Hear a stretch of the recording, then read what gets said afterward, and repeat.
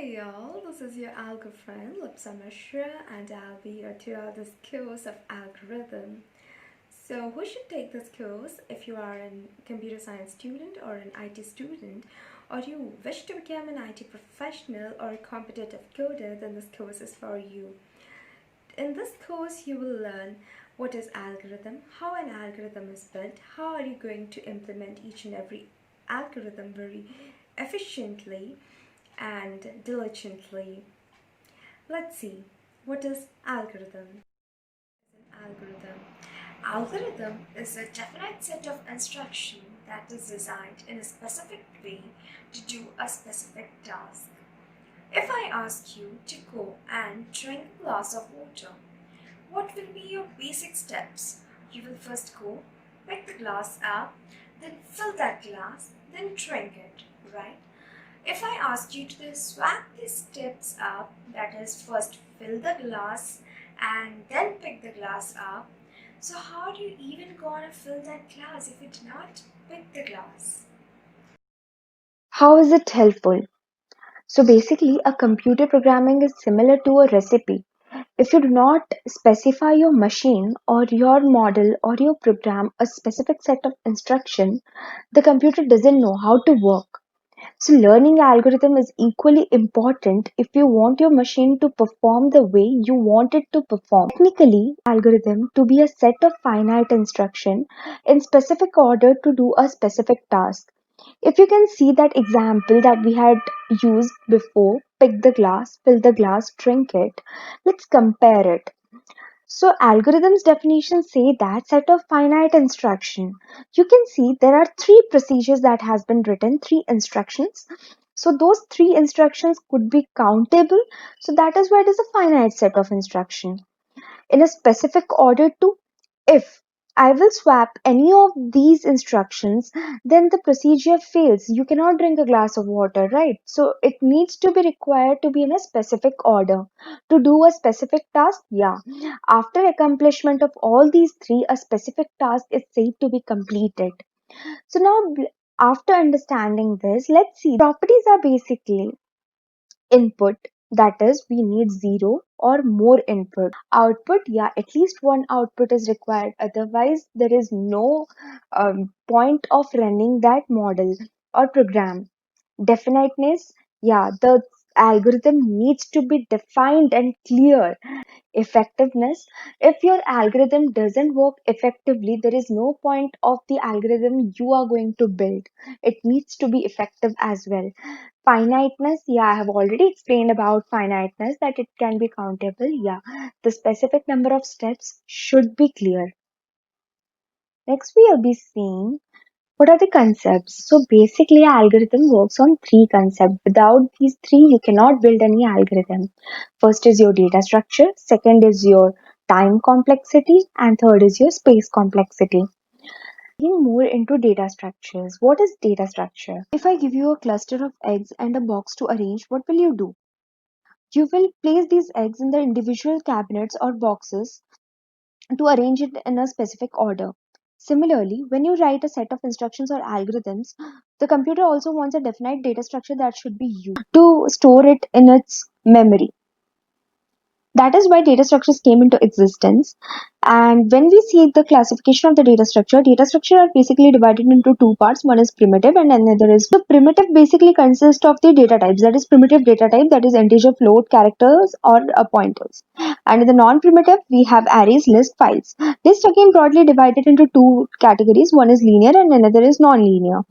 So in the linear part, we have stacks and queues. Non-linear is graphs and trees. As the name says, linear means anything that has been arranged sequentially, and non-linear means anything that has been arranged in a sparse way. So in linear, when we say about stack is an example of a buffet that has plates contained in a stacked manner. And queue is something which everyone has experienced when they have visited a counter or issuing of admit cards or IDs or anything. Graphs are basically when they have a located point, that is your computer network works on the basis of graphs. And trees are something, For example, the binary tree or the flowchart that you generally make in different real life applications, that is basically a tree. We will be listing out this individual thing separately as the future classes are based on data structure. I'll be particularly focused on arrays, linear and non-linear, non-primitive types of lists, seeing that individually in the future classes. The next thing we have is space complexity. What basically space complexity says is when you write an algorithm, the maximum amount of space that is taken in the worst case is known as the space complexity. So as you can see in the purple box, I have defined here a function named as int sum, int x, y, and z. So x, y, z basically consists of three parameters, that is 3 unit parameter space it will be taking in the computer memory, and r is your end result, and this will local variable, so which will be taking around 1 unit of space in the memory and total 4 unit of space. Now you can imagine that if such a small amount of code is taking 4 unit of space and there is a long, really long algorithm, then how much amount of space it is gonna take. So space complexity, that's how performs a very important factor when it comes to optimizing the space in the algorithm. Parameter we have is time complexity. Time complexity is the most important factor because any algorithm you take place, that needs to be very, very much effective. If you have seen uploading any file or going to any website, if anything delays, you get exhausted and irritated. You want everything fast enough, right? Similarly, algorithm also needs to work very efficiently. When we say efficient, that means space as well as time both should go really well. The lesser the time, the best it will be, and at the worst case, how much time it is taking, that is one more important factor. Yellow box, you can see again a snippet of code. So when I say int count equal to 0, and count is a variable that has been defined, and I equal to 0, I less than n, I plus plus, that means it will be running around n number of times. And when I have to find that how many number of times count plus plus is gonna run, it is going to be n minus 1 times, because it is less than here, not less than equals to. So when it will test a condition of less than n, and here it will finish. It will not enter this loop. The order that comes to be order of n. So similarly, we have a big O chart that you can find out. In the big O chart, there is like order of n square, order of n cube, order of n, order of log n, order of log of n. Similarly, there are a lot of orders that needs to be followed. You have to find the worst case, and the worst case is going to be your time complexity. The next we will be seeing right now is thinking. That is basically we'll be digging into the more concepts and taking some examples of time complexity. Let's see a few of the cases of the time complexity. The first case, time complexity, that is time taken by x equal to x plus 1 to complete this execution of the algorithm. I here runs basically from 1, that is your I equals to 1, to 2n times. So basically 2n number of times. So the x equal to x plus 1 in this case is gonna also run 2n number of times.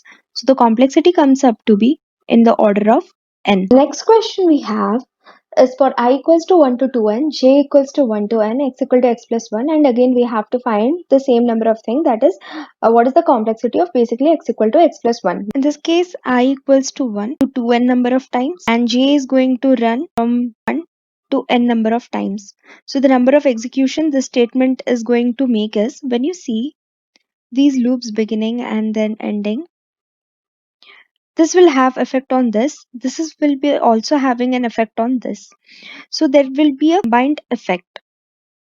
So I equals to basically 1 to 2n, and I equals to 1 to n. If you have some idea about the probability, this sums out to be in the order of n square.